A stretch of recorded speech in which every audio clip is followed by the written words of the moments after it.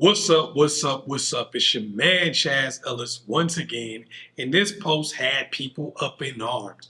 This supposedly came from NBA Youngboy's 10th, 12th, 15th, whatever, baby mama, and people got mad. She says, I'd rather be the 10th baby mama of a rich man than to be the wife of a man who makes 45K. Now, a lot of y'all are getting emotional and in your feelings. I thought men were logical and women were the emotional ones. Somehow, men are just as emotional, and maybe even more, because this is logical, actually.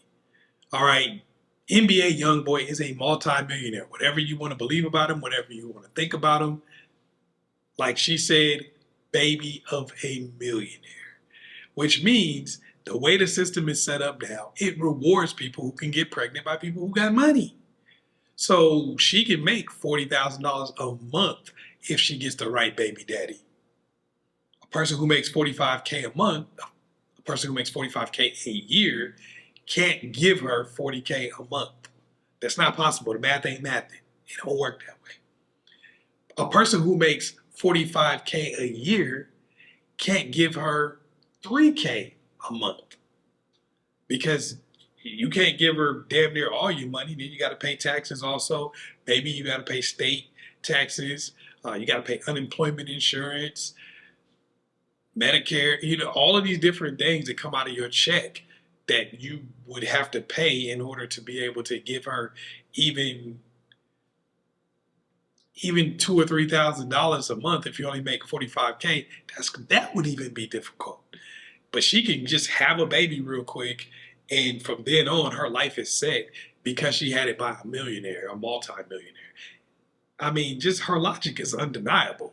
And you can sit here and say all the broken family stuff and all that crap, but that's just you being emotional and trying to say something that doesn't apply. Because all them statistics you about to throw out there, they don't apply to millionaires. This is like the women that were mad at Cam Newton. Oh, you creating broken families and look at the statistics on that. The statistics on broken families with millionaires? There are no statistics. What are you talking about? There's not enough people who are in that situation for you to even make some type of statistic for that. The person is an outlier. So everything they do is going to be based on that.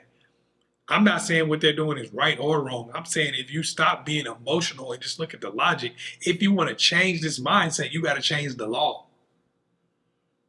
If you want to change this mindset, you got to stop trying to punish NBA Youngboy, Cam Newton, and the rest of these dudes, because by punishing them, you're helping chicks who think like this. They're getting a 40K. They're getting a 20 and 30K. You're making yourself undesirable by trying to get back at these dudes.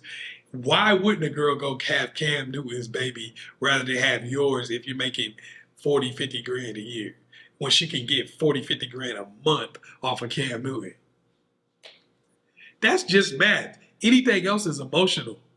You're saying that as a man you're more logical, but then your argument can only be emotional. Well, your kid's not going to have a father because why wouldn't they? Who says that the kid's not going to be able to interact with Cam Newton? And who says that just because you make 40 grand a year and that's your only kid that you would even stick around? Because look at some of these dudes' baby mamas and how a lot of them act. You might want to leave her too. You might want to leave her too. But when you leave her, you're paying $300-$400 a month while Cam Newton is paying $30,000-$40,000 a month. There's a difference, man. That's a lifestyle change. So you got to think about that when you want to get mad and upset. That's just being emotional.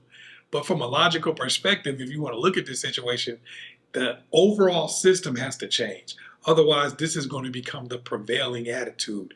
Now you see more ghetto chicks that they put out there thinking like this, but there are all kinds of women who think like this. And in the future, even more of them will think like that because they're being conditioned by a system that says you can get paid off of a dude who has money.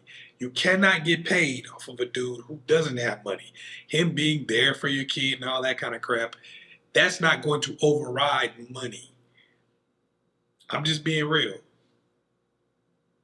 Money does a lot. Money does a lot. Your parents can love you to death, but if somebody else gets going to the best private school, if somebody else has, I mean, I'm not trying to be funny. I'm not trying to be funny, but there's a reason why Paris Hilton is doing better than 99% of the people in the world. There's a reason why Nicole Richie made millions of dollars. Okay, there's a reason for that. Are they the smartest people in the world? Is Kim Kardashian billions of dollars smart? Probably. Probably not. Cool. But growing up in a family that is rich, has influence and connections, puts you in a position where you can do things that somebody who has brain power or somebody who has talent is going to struggle to do. They got to work their way up to where you started. So that's why people want to say, well, I just go have a baby by Youngboy, and even if he goes to jail, my kids will get paid off his catalog. Even if he gets killed, my kids will still get paid off of his catalog. So I'm good for the rest of my life. That's how they're thinking, and they're thinking, okay, maybe their father figure won't be around, but the money that they're going to have is going to put them in a position where I could probably get someone else to come in here and play stepdaddy to them. And I have money to also give them the best advantages if I so choose to. Normally, if you're messed up, it's not because you don't have a dad. It's because you don't have a dad and you have a messed up mama too. Normally, it's two parent messing it up, not just one. Because people who come from single parent households where the mom is actually about something and has a real career, not raising them in the projects or the trailer park, they usually turn out pretty okay. It's the people who have two bad parents, one absentee and one who doesn't do a very good job. They're the ones who turn out screwed up.